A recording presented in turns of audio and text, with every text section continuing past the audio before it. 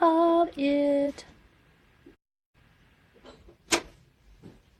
Okay, almost there. Almost there.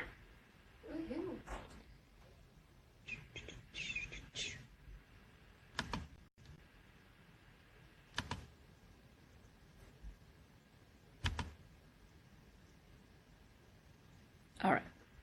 Yes, I know that. Okay. Look at that. It's working. It's working. Yay. Okay. Now we can hit it. Okay, take 2. Oh, wait. Not take 2. Yes, take 2. Make sure the microphone's up. We love teaching. It's so fun. Okay. ACT Prep Course, Take 2.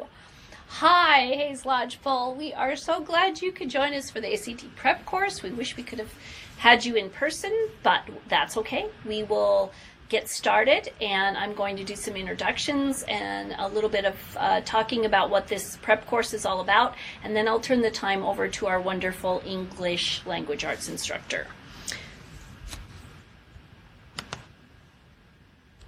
Okay, so introductions. My name is Kathleen Dent. I'm the owner of Inspired Classroom, and I'm a longtime teacher, principal, curriculum coordinator, and consultant, and I've worked quite a bit with your principal, Ms. Kendall, and students there at Hayes Lodgepole on different projects, so I'm excited to try and help you all with this particular project. I will be the one in the background helping with the technology and consulting with the instructors. We have 2 instructors to help you, and they are here in Missoula. Our first instructor will be Heather Jerva. She is a graduate school attendee at University of Montana in secondary education. Interesting fact, she just got back from China teaching English language learners there, and so you might ask her some questions about that experience. Our other teacher is Mr. Timothy Lewandowski. He is currently teaching at the Dickinson Lifelong Learning Center here in Missoula, and he is helping students, particularly adult learners who want to go back to college, catch up on their math. And he has a degree in applied mathematics, so he's very well qualified, and he's excited to work with you all. He's done a lot of tutoring and that kind of thing.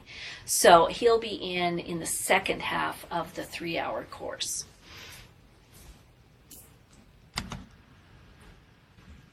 So just to go over what our expectations are and what our schedule is, Ms. Kendall set it up that every PIR day for the next 2 months, we will be gathering together for about 3 hours, 3.5 hours of work. Now, because we missed this first one on February 1st, we'll talk about how we're going to make that up, but also you should plan on attending February 15th, March 1st, March 15th, and March 29th.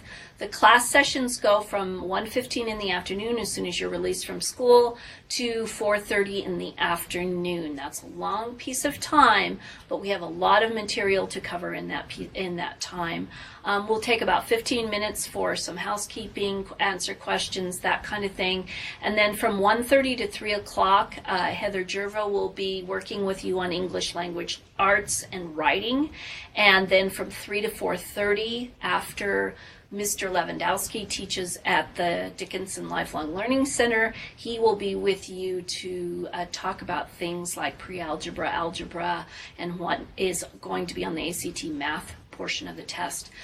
Within that hour-and-a-half span for each of the instructors, we'll take a few breaks as needed, but you need to plan on pretty much working that entire 3-hour time. We will be working with Ms. Kendall and with you to figure out other times. There will be some recorded sessions like this one that the expectation will be that you watch it on your own time. We may have some times at noon where we gather and talk about things or catch up on things. And then both instructors have agreed to do some office hours. So as we get going with this course, hopefully we will be looking at setting up some time where you can email questions to the instructors and get some personalized instruction that way.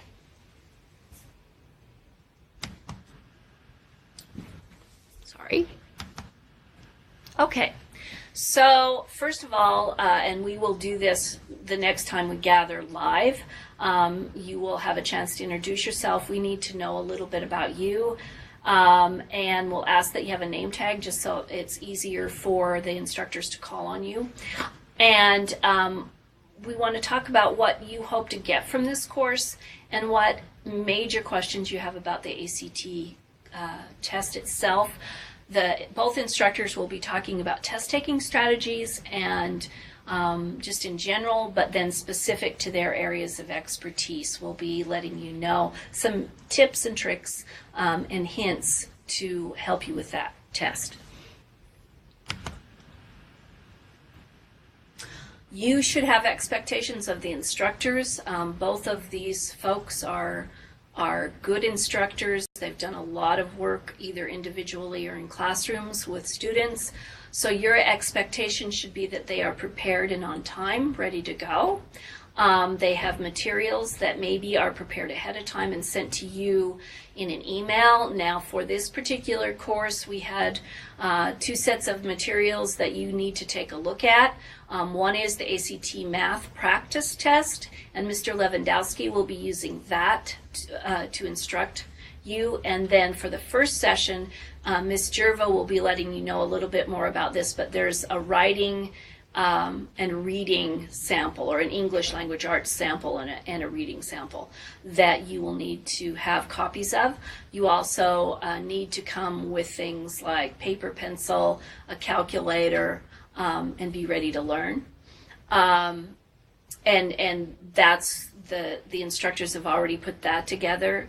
You should expect that there's some access time of the instructors for you between meeting times. Since it's 2 weeks between times, you should expect that they'll be available to you at least by email to answer questions, and you should expect them to have interactive lessons. They should not be standing and just talking the whole time. They should have things for you to do. So that is our expectations of the instructors. But of course we have expectations of you. We expect that, first of all, you remember which day is scheduled and that you plan on it in your busy schedules, that you are on time, which means that you need to be in your seats ready to go by no later than 1:15 on those PIR days. You need to be prepared with your materials, paper, pencil, calculator, handouts, computers. The best way to do this is with a computer of your own, and I understand that you have Chromebooks or laptops that are available to you. So if you could take care of that yourselves and be ready with a fully charged and internet-ready computer, that would help us out a lot. We expect that you be engaged in the instruction at all times. This is not a social gathering.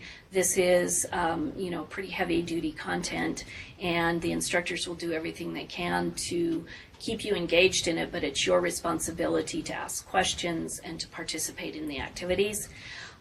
This course is for you and your future, so we expect that you get the most out of it. Also, we expect that you be engaged between sessions. So with this first recorded session, you need to watch it first and then do some of the assignments, be ready with questions for the next session.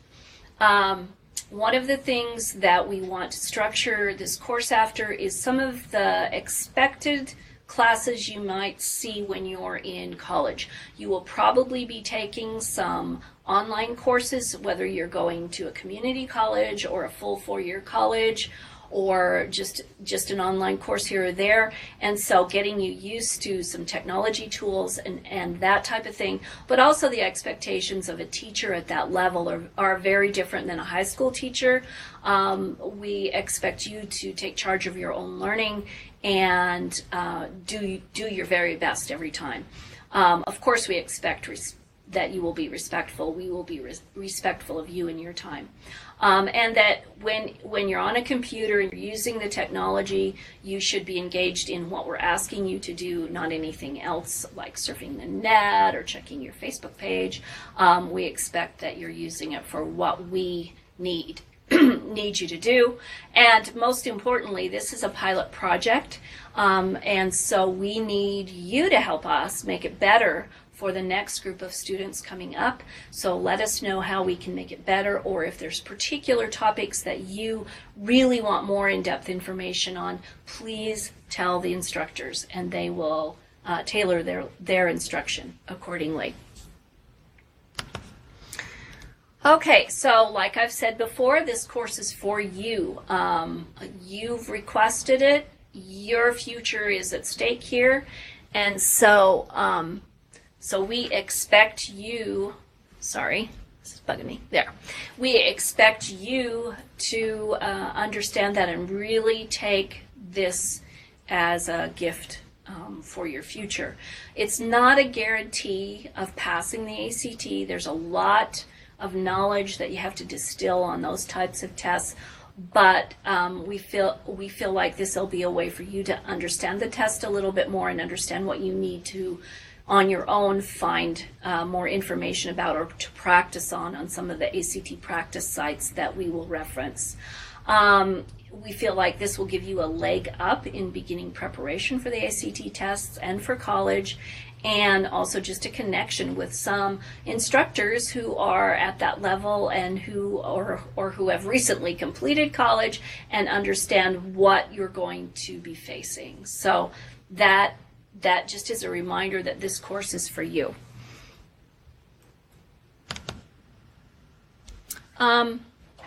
When we're using the internet to video conference, we have some technology rules. First of all, when you're speaking to the instructor, you need to look at the camera, and sometimes that's hard to do because don't know quite where to look. So speak into the camera, speak up loudly.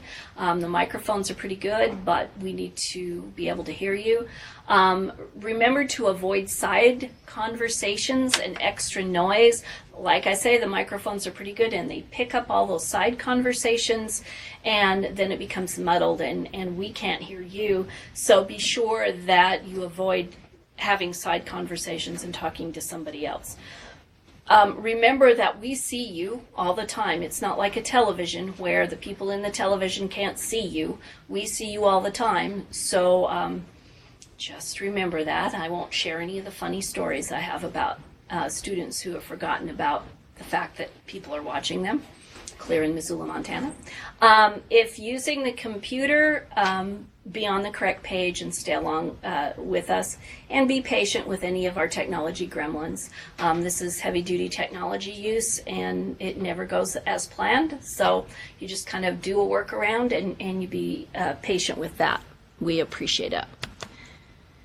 So one of the tools we're going to try and introduce to you, if you haven't used it before, is called Nearpod, and I'm not going to explain right now how to get into it.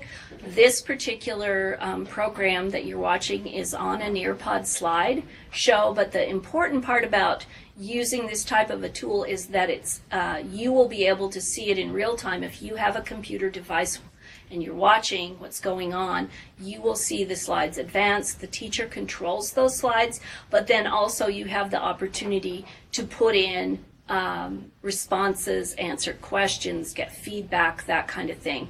And so we think this will be a really important tool so that you can see and hear the instructor, you can ask questions, but you can also give feedback and the instructor can see your answers in real time. And I'll show you how that works. I'm not going to go through all of it because I'm going to expect that you're going to watch this video, go into the Nearpod program and actually answer these questions. One of the first things we need to know is if you have an email address, what that is, because the teachers want to correspond with you. And then you will answer some questions about just your technology capability. And so I'm just going to whip through these, but when you're doing, if you're able to get on Nearpod, you can actually answer these and we'll see your results. So the questions are, do you have an email address? Do you have your own personal device and what kind is it? What do you prefer to learn on? Laptop, tablet, smartphone? Do you have internet access outside of the school? And if you've ever used Google Drive before. We are going to be using Google Drive, hopefully, and Google Docs. So if you've used that before, great. If not, we will teach you how, and that will just be one more tool in your toolbox. So I am going to back out of this particular program and turn the time over to our English language arts instructor, and she's going to continue on. So give me a moment and we'll get going.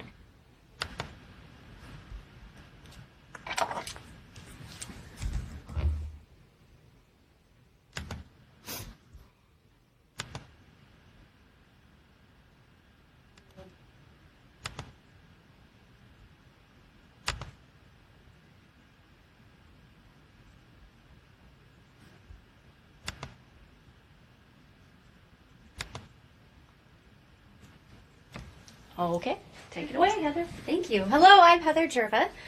I will be working with you on the English reading and writing components of the ACT. Again, it's no guarantee that you will, ace the exam, but hopefully the tools that we discuss together will put you in a position to better achieve your potential on this exam for your future moving forward. So we'll just go ahead. I am using Nearpod as well. There will be face-to-face once we meet some interactive components that I would like you to engage in with me. You will also be able to access those outside of this video, so please do respond to those questions as well. The first thing that I'd like to know from you is what happens when you take a test. When you walk into school and you have, for instance, a science exam, a math exam, an English exam. What happens when you walk into the room? What is expected of you? What do you expect of that exam? And what happens afterward? So please feel free, if you're following along on Nearpod, pause this recording and please respond to that question in the box at the bottom of your screen.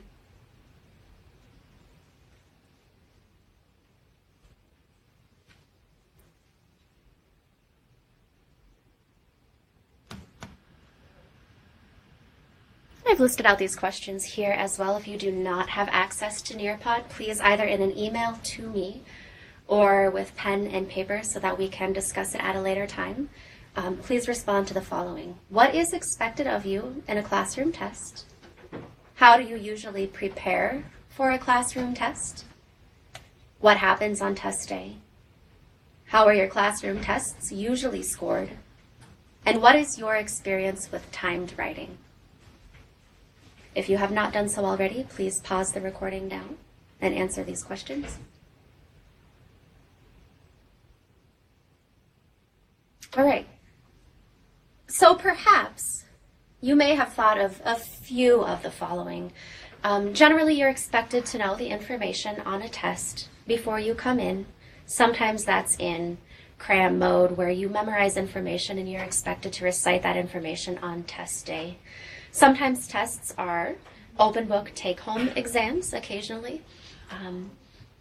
Often you are required to recall facts that, again, you have memorized in a multiple choice format. Scoring can vary depending on your individual instructor or the context of that exam. These are just a few of the things that we have learned to expect in assessment in the classroom. However, as we work through the ACT, you'll need to know that the ACT is fundamentally different from tests you may have taken before. So, for instance, there is no wrong answer penalty on the ACT. In a classroom test or on other standardized tests, a wrong answer will detract a point, a quarter point. However, on the ACT, there is nothing wrong with using the tools that you have available to make an educated guess on questions you might not necessarily know. Be sure to answer all of the questions because a guess is better than no answer at all. It doesn't matter how you arrive at that correct answer. Perhaps in the last exercise, you may have recalled that you are often required to show your work in a test, in math or in an English exam, or especially when writing an essay. However, on the ACT, there's no place to show that work. So what matters is that you do arrive at that correct answer. There are a few really useful tips and tricks for finding a correct answer when you might not recall the information that we'll talk about later in this course. Moreover, the ACT is mainly a test of your skills rather than a test of your knowledge. Everything that you will need to succeed on the ACT, everything that you will need to answer those questions is in the test exam based on information you have likely already learned. So it's very, very important to shift your mindset away from classroom testing mode to ACT mode. And we'll talk more about that as we move forward. But in a very basic way, this test is different than tests you have taken before. So it's probably, normal. It's expected that you might be feeling a little bit of anxiety at this point. It's pretty high stakes, and I know that everyone in the room probably has their own reason for taking the ACT and for wanting to succeed. So going into this, we'll talk a little bit about what you can expect from the different ACT sections. The ACT includes 4 subject tests and an optional writing test. I believe you will be taking that writing test, but we can again clarify that later. Those tests are broken down into 45 minutes of English with 75 questions, 60 minutes of math with 60 questions, 35 minutes of reading with 40 questions, 35 minutes of science, 40 questions, and one 40-minute timed essay question as well. In this course, again, we'll focus on the English reading and writing, but many of the testing strategies that we discuss here will apply to those other sections as well. Some of those strategies for creative guessing and handling some of the tricky questions that the ACT will throw at you, we'll cover here.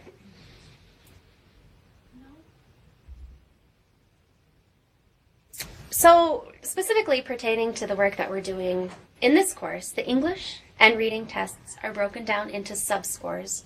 The English is broken into usage and mechanics, which is scored on a scale of 1 to 18, as well as rhetorical skills, which is also worth between 1 and 18 points. Together, those combine to create a composite English score between 1 and 36.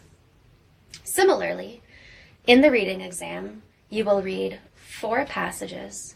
Those are again broken down into 2 subsections. The first includes social studies and science, scored between, again, 1 to 18. The second is arts and literature, again scored between 1 and 18, and together those combine to make another subscore of 36. Writing is a little bit different in that it's broken down not by topic or content, but by writing traits. We can talk about these traits individually if that's something that you need. Writing is scored, again, on that scale, 1 to 36. Ideas and analysis will be assessed between 1 and 12 points. Development and support between 1 and 12 points. Organization between 1 and 12. And again, language use and conventions between 1 and 12. These words may or may not be familiar to you at this point. Based on what you need and where you are, we can talk about any and all of those subsections at greater length. Please also understand that writing score is not calculated into your overall composite score, but colleges will see it, and some colleges, especially many in the state of Montana, see that score and will use it for placement purposes in their writing programs at college.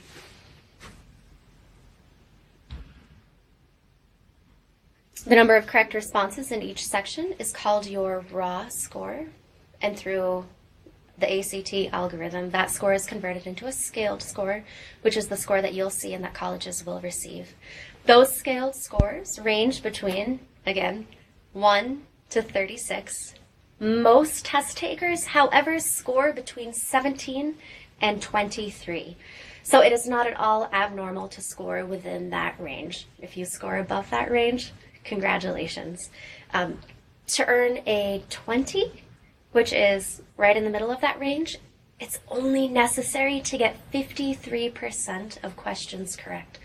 So again, that really just reiterates the importance of answering every question on the page, using the skills and strategies that we'll talk about here, whether or not you actually know the content-based answer. And that composite score that you'll be providing to colleges is the unweighted average of the 4 section scores. So it's fairly easy to figure out where those scores are coming from and how they'll be assessed. So before we even get into talking about more of the English and the reading and the writing, we'll take a step back and talk a little bit about something called the ACT mindset. We discussed what it feels like to go into the classroom on test day, how you have prepared, and what that feels like. Again, I cannot emphasize enough how much the ACT is fundamentally different, which means you'll need to think about it in a different way.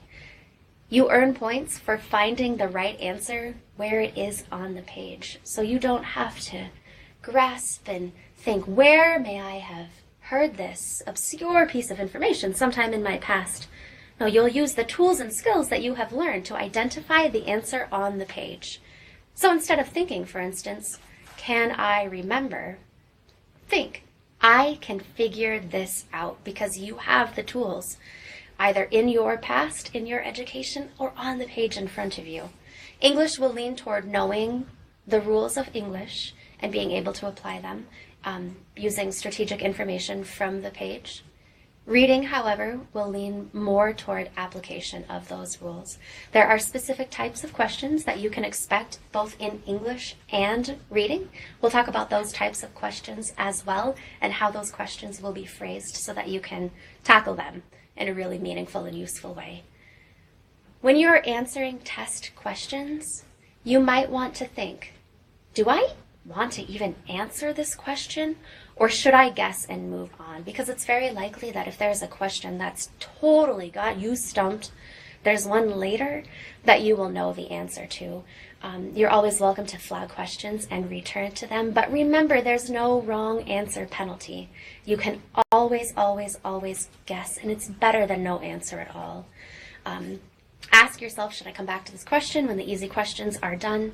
And perhaps most importantly, what strategy can I apply to this question? There are ways to figure it out. And of course, we will discuss and review and practice specific strategies throughout this course, in addition to English and reading content.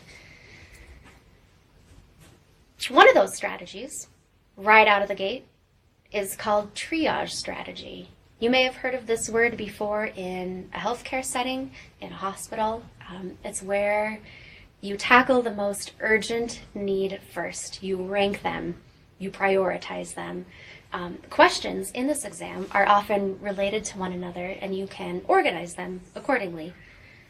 The first time you read through each passage, and always read the entire passage. Answer the easy questions.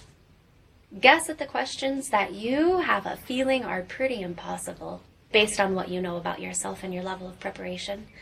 And skip questions that you can answer with a little bit of extra work, because you can come back to those later.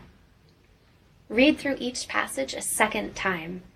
Return to the questions that you skipped, and pay a little bit of attention to how much time you're taking per passage. In English, 75 questions in 45 minutes, so time is of the essence. Punctuation, mechanics, and other editing topics are covered on this particular exam. Be sure again to read the entire passage. Often the ACT will present you with tricky questions that carry over onto the next page, perhaps, or you'll read half of the sentence and think that you've figured it out, when really the second part, perhaps in the next paragraph, perhaps on the next page, tells you something completely different.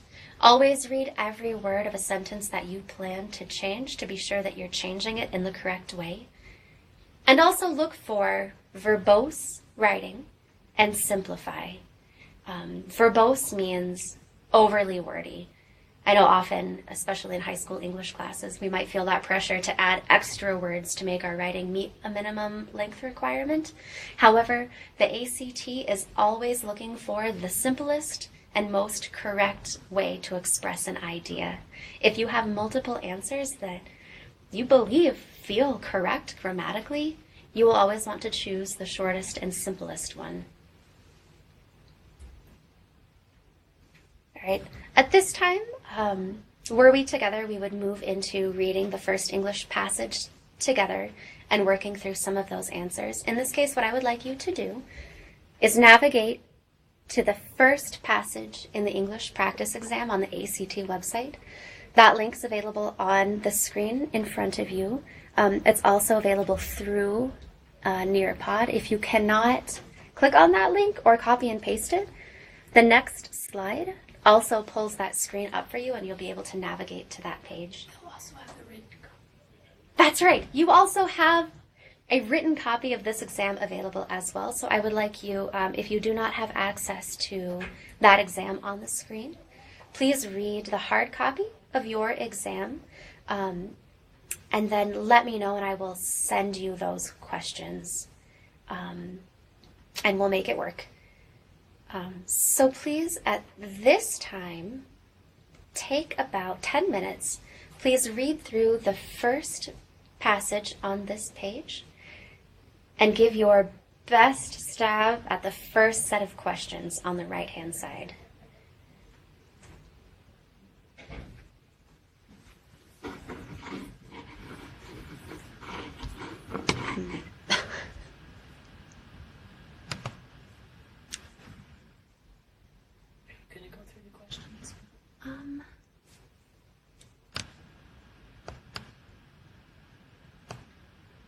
I'm wondering if I should. Okay.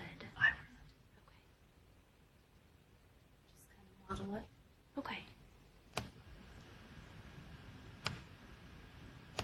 What's the first question? Oh, there we go. Should I read the passage aloud or just assume that they've done it? No. Okay. What I would do is just, well, you can start and show them how the number corresponds to the question. Okay. And you don't have to do them all, but maybe 3 or 4. Okay. Just kind of model it. Yeah, that sounds really great. So on exam day, this is what your test is going to look like. You'll have your passage. Your passage will also include numbers. I'm going to do that. Can you edit that out? Okay. No, but On test day, this is exactly what you will see in front of you on the English exam. You will see a passage that includes numbered sentences and numbered sentence segments that you will be asked to first evaluate for grammatical correctness and then change appropriately if need be. You can kind of see here how the numbers correspond to the questions at the side. So for number 2, for instance, choose the best answer. You'll refer to this phrase, was sitting. Each question in the English section will look like this. This is what you can expect throughout the whole test. At this point, you will have read the passage through entirely, answered the questions that, sort of jump out to you as instinctively correct. And now we'll talk a little bit about what some of these answers might look like in the real world. So our first sentence is, I grew up with buckets, shovels, and nets waiting by the back door, hip waders hanging in the closet, tide table charts covering the refrigerator door, and a microscope was sitting on the kitchen table. After reading that first sentence, does anything jump out to your ear as potentially incorrect? If so, jot that down. Make a note to yourself. It's worth returning to. Let's go back to the first question. I grew up with buckets, shovels, and nets waiting by the back door. If we look at question number 1, we see that the difference between answers B, C, and D all include use of a comma. Thinking back on your instruction regarding the use of commas, which answer looks most correct? Please jot that answer down.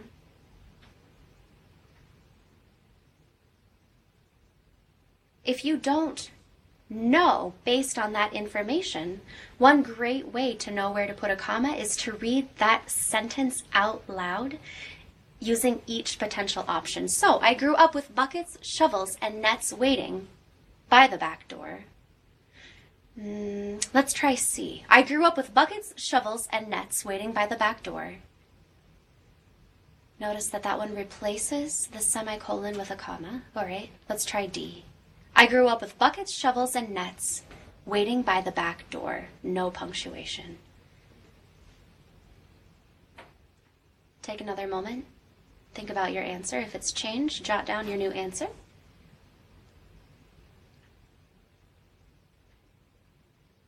Which one do you think is most correct?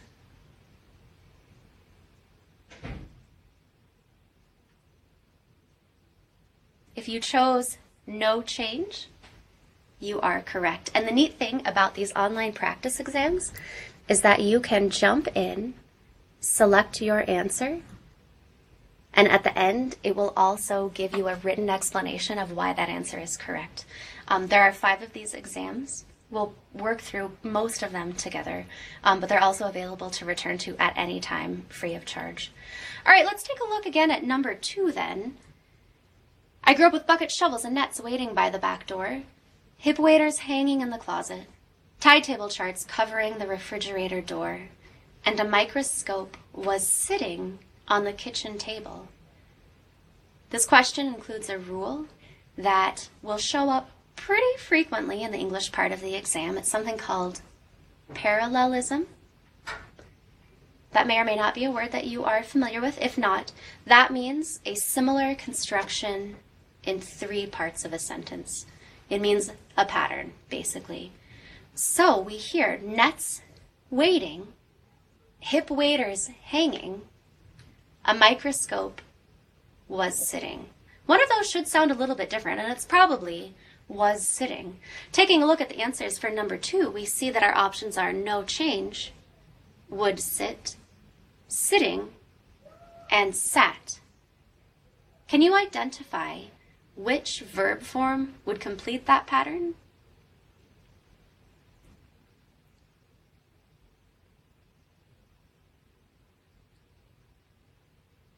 Let's try them out.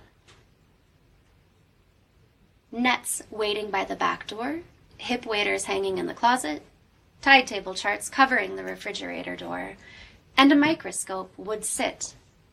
No. Waiting by the back door, hip waders hanging in the closet, tide table charts covering the refrigerator door, and a microscope sitting on the kitchen table. Yeah, I'm fairly satisfied that sitting follows that pattern. That verb form is the same as the other verb forms in the sentence. So if you chose sitting, you are correct. Again, you can actually choose that option here on the screen. And this practice exam will tell you more about that.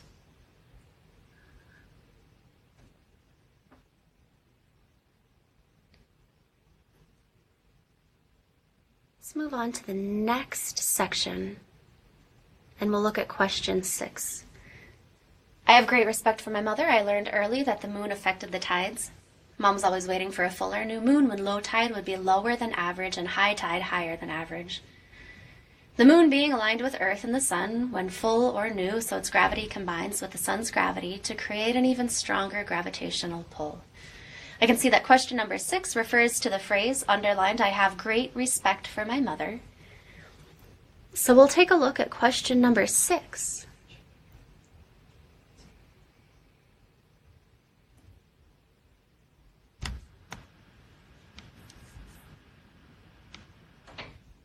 Which choice most effectively signals the shift from the preceding paragraph to this paragraph?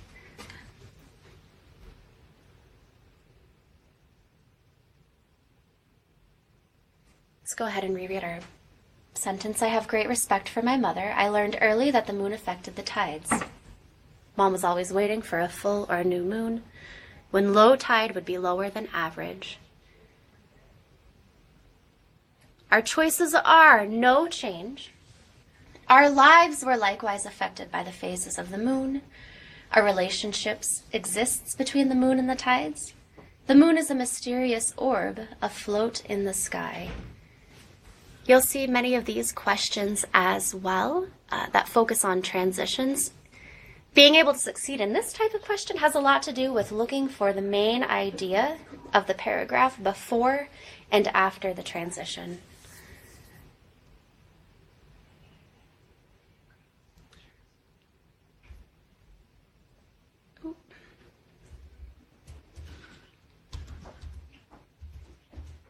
So we can see that the previous paragraph tells us about the narrator's mother and the narrator's mother's livelihood and the way she spends her days.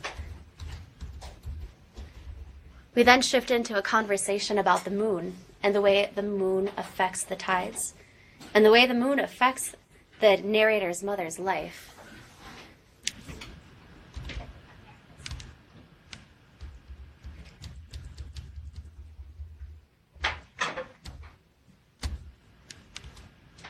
So since we know that before the transition we're talking about the mother, after the transition we're talking about the mother and the narrator's days and the narrator's life, more so than the scientific aspect of those paragraphs.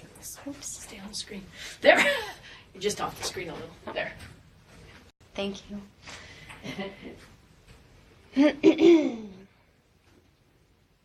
We'll want to think about those main topics as we analyze options F, G, and H. Our lives were likewise affected by the phases of the moon. A relationship exists between the moon and the tides. The moon is a mysterious orb afloat in the sky. Please take a moment, jot down the answer to that question.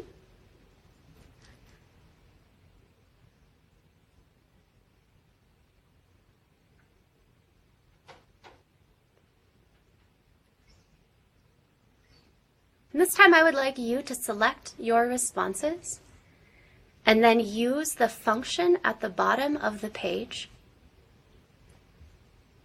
to check your responses and see if they are correct. This is again a function that you can return to time and time and time again to practice different question types and start to get a feel for what this test is going to be like on actual test day.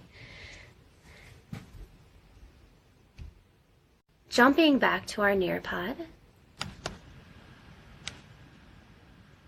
I've also linked to the practice reading test so we can go through the same process together with reading.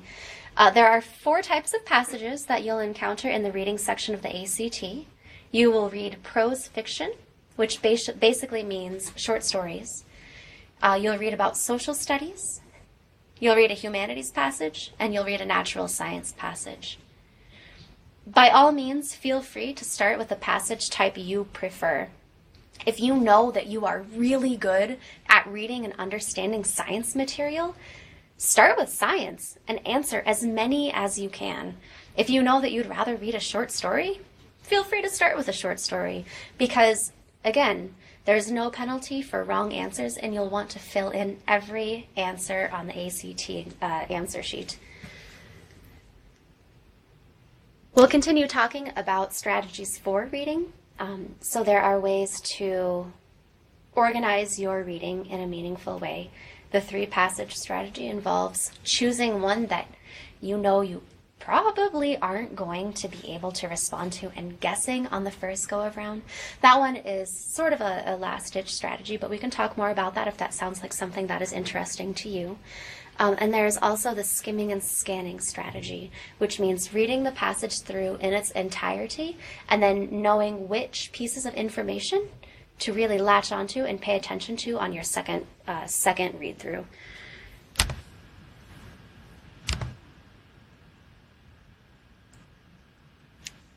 So again, let's go ahead and jump into the reading practice exam. You can click the link, copy and paste, or if you still have your English practice exam up, you can navigate to the top, click on reading, and your first passage will be the first thing up.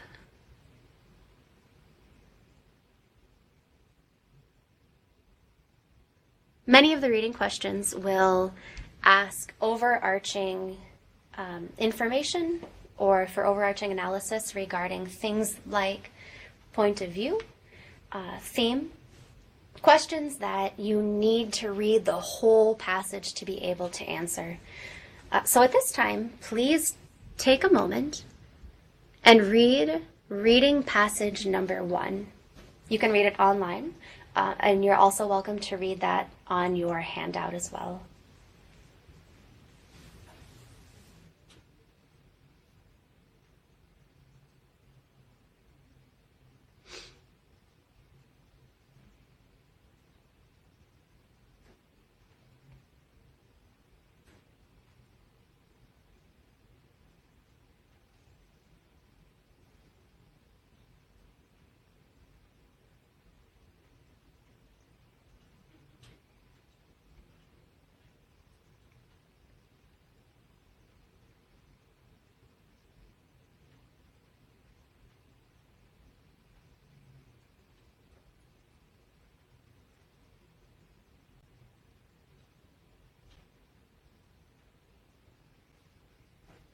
As soon as you finished reading that passage, please take a look at the questions on the right. Our first question is, the point of view from which the passage is told can best be described as that of. And then you see 4 different descriptions of the narrator. Please be sure in every instance to read all of the answer options. Sometimes one of sort of the tricky kinds of questions, one of the tricky bits that you might find on the ACT, is a response that seems almost correct in either the first or second position. So A or B might seem like the right answer, but really there is a more correct answer further down on the list. And in some ways they kind of expect that people will read those, stop, and not actually make it to the information that they need to successfully answer that question. So let's read those together. A man looking back on the best years of his life as a director of a community center in a strife-ridden neighborhood. B, a narrator describing his experiences as they happen, starting with childhood and continuing through his adult years as an advocate for troubled children. C, an unidentified narrator describing a man who devoted his life to neighborhood children years after his own difficult childhood. Or D, an admiring relative of a man whose generosity with children was widely respected in the neighborhood where he turned around a declining community center. We'll start with A man looking back on the best years of his life as the director of a community center in a strife-ridden neighborhood. On our second read back through the passage, we'll be skimming and scanning and looking for information that would make that either true or false.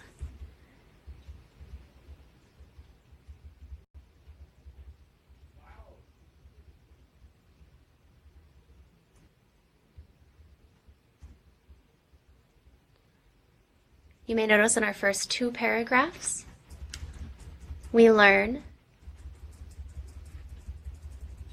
that Clifford Jackson, or Abshu as he preferred to be known in the streets, was committed to using his talents as a playwright to broaden the horizons of the young, gifted, and Black. As we continue reading, we see we shift into the community center. Kids who hung around the community center liked him.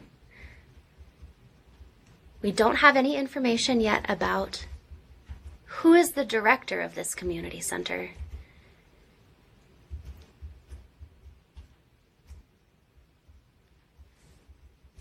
We learn here through line 35 about his personal life.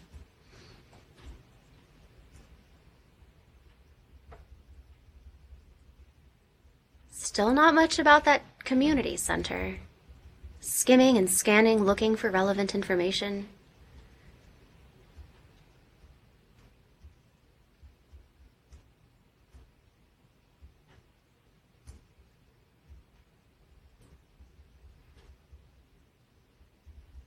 All right, so if we return to our question,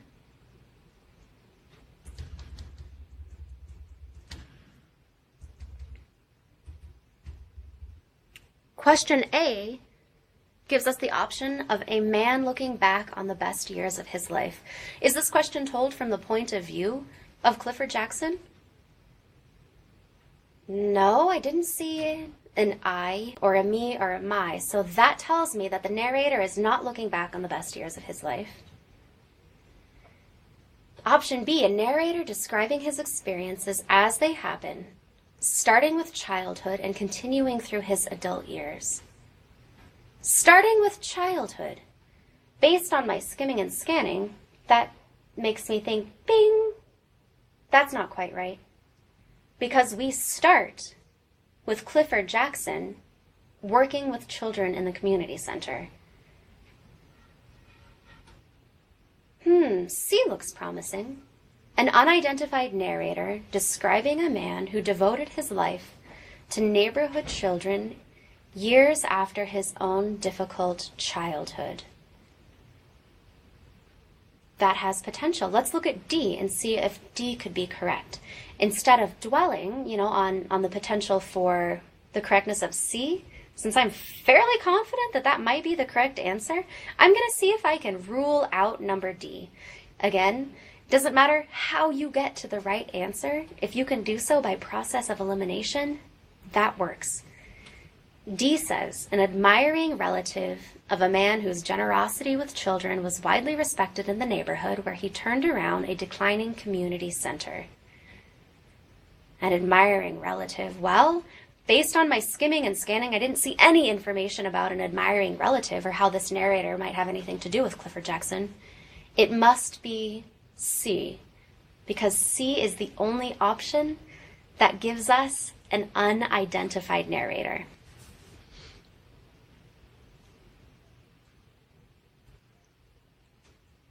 You'll notice that the next question, number 2, mentions that it can reasonably be inferred from the passage that which of the following is a cherished dream that Abshu expects to make a reality in his lifetime.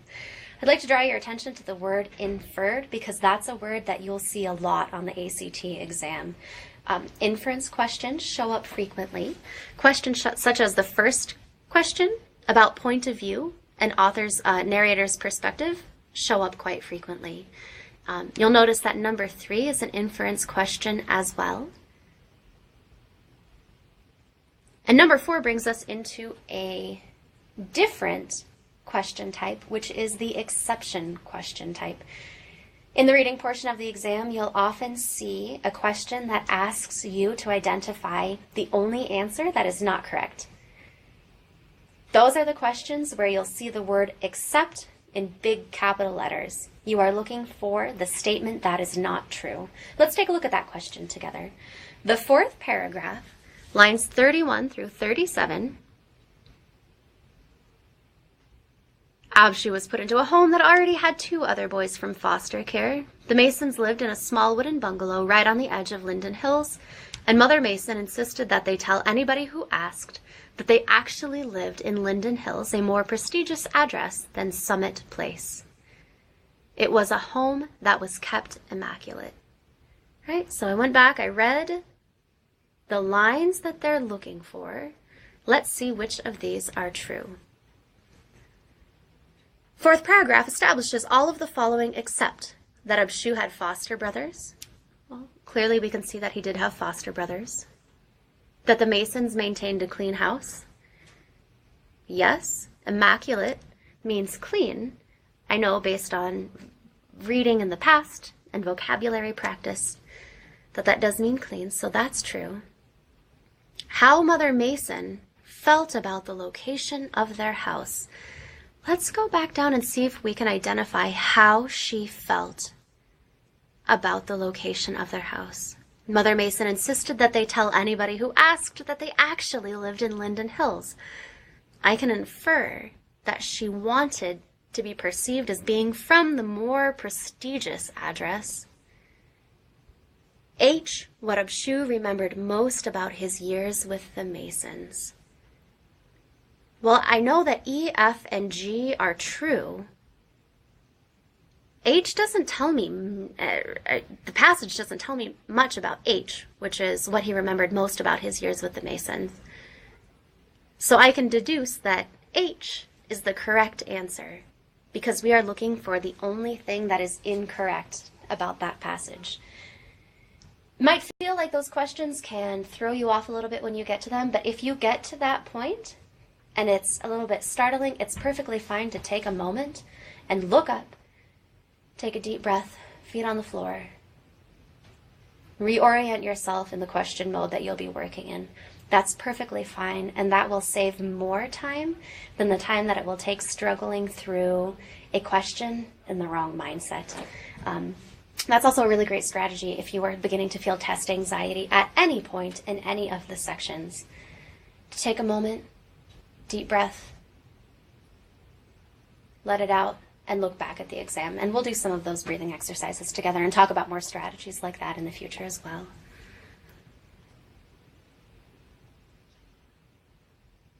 And I'd like you to go ahead and take about 10 minutes. Finish the rest of the questions on that page. Jot down your answers. If you do not have the technology, if you do have technology, use the answer function to see the responses to those questions. And I would also like to introduce you to a strategy for studying these types of questions and for identifying what you really need to work on. The way to remember that is MET.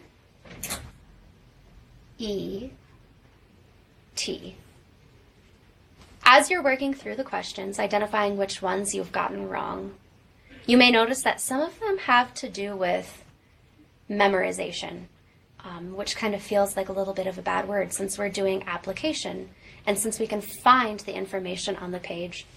Sometimes there might be things that you overlooked or that you didn't remember from classes before, information that you would need in order to be able to answer that question. If you encounter one of those, and if you are working longhand on the page, mark it with an M. That tells you this is information that I need to go back and review.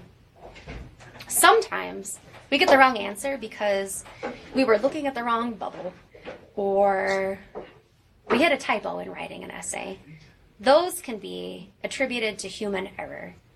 Those questions you can mark with an E, and that tells you question types that maybe you might be more likely to accidentally fill in the wrong bubble, perhaps lengthier passages that are a little bit trickier for you, human error questions, which we can discuss strategies to address. Finally, you'll want to look for questions that are just plain tricky. So like I said, sometimes the ACT will begin a sentence on one page, finish it on the next. You'll think you had the right answer based on the first part, but really, if you continued reading onto the next page, you would see that's not the case. That's one instance of a tricky question that can kind of goof you up. So as you're identifying error types, you're finding things that you perhaps mismemorized or need new information, things that come down to human error. Look also for tricky questions and look for tricky question types because they will show up again and again, and it's good to be aware of them and to watch for them. So as you finish passage 1 of the English exam and passage 2 of the reading exam, please keep track of which kinds of errors you have made. And if you could send those to me by email, we can specifically work on strategies for those types of questions. Finally, I'd like to talk a little bit about the essay. If we were together in person, I would be able to ask you a little bit about your own experience with timed writing. The ACT writing exam is 40 minutes to address a persuasive writing prompt. That means 40 minutes total for pre-writing, drafting, and a really quick look back through for any potential errors or minor reorganization issues. If you would also be willing to email me with information or respond in our Nearpod session, letting me know what your experience has been with timed writing and persuasive writing. I would be happy to practice some of those actual prompts with you and provide you with some feedback based on your experience with that kind of writing. So if you navigate forward in your Nearpod, you will find this question: what is your experience with timed writing? And I would also like to know, what areas of English and reading are you most confident in, as well as which areas do you need to work on most? I want to tailor this to what you need more than anything. I'm available by email at inspiredclassroomheather@gmail.com, all lowercase, all one word. So please do complete those exams and send me your ideas about error types that you may have noticed, and your background in timed writing if you don't have access to the Nearpod. Thank you. Is there anything else? Hey, Heather. Thank you so much. Okay, we're going to pause. Oops, where am I? Hang on. I'm going to pause the recording. Hello. I'm Heather. Did you just do that for 2 hours? I didn't we did a little time, and then Kathleen did her spiel. It's kind of awkward. Yeah. Allie. Yeah? Come here. It would have been nice to have them here. Yeah. What's up? Yeah.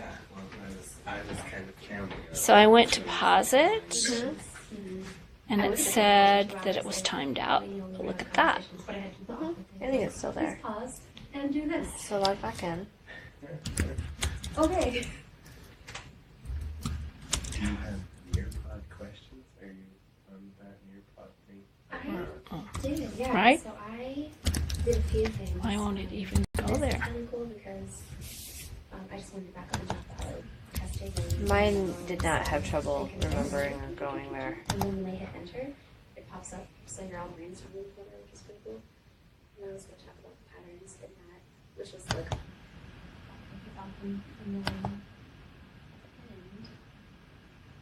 I'd be really sad if it didn't record. But why would it be that way? Here, Yeah. it's like an open forum kind of thing, and then when I get it, it's a list of the people and then their responses. So I can kind of keep track of where they're at and what they're doing. So, yeah. I'll have to There's play some, with that somewhere. yeah, super cool stuff to be working. And My problem with it is typing math questions. right?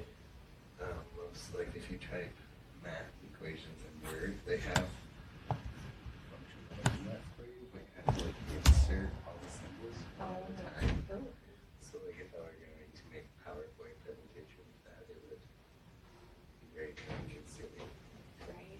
I mean, obviously there's some symbols that are easier, but it's, you can't, like, make a fraction bar with your computer. So, I'm going to go ahead and back out of this, Allie.